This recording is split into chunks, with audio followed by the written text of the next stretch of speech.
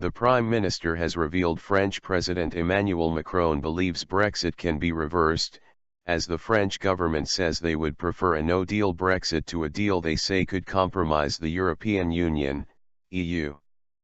Theresa May has warned the cabinet that the French president made clear that he thinks Britain's departure from the bloc could be stopped with a second referendum, according to claims reported by The Times.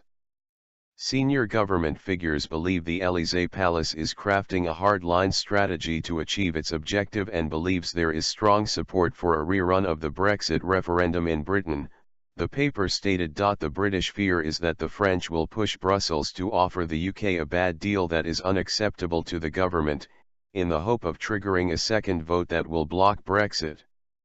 According to The Times, some in Downing Street think the British public, who would blame the EU for negotiations failing, would vote down a second referendum.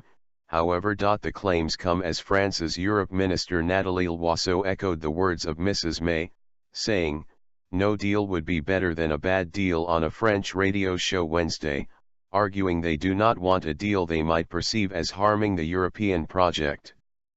She added that time is running out for Mrs. May to make a deal with the Brussels bloc. The French government has also unveiled a bill aiming to get the country ready for a no-deal Brexit and has promised not to eject UK citizens in such a situation as long as French citizens are allowed to stay in the UK. At the EU meeting in Salzburg last month, President Macron led calls for a tough stance on the British, telling other leaders that Mrs. May's Chequers Brexit plan was not the basis for doing a deal, demanding more concessions from the British. Specifically, he threatened to boycott a special EU summit to finalize a Brexit deal unless Mrs. May backs down to Brussels' demand on the issue of the Irish border.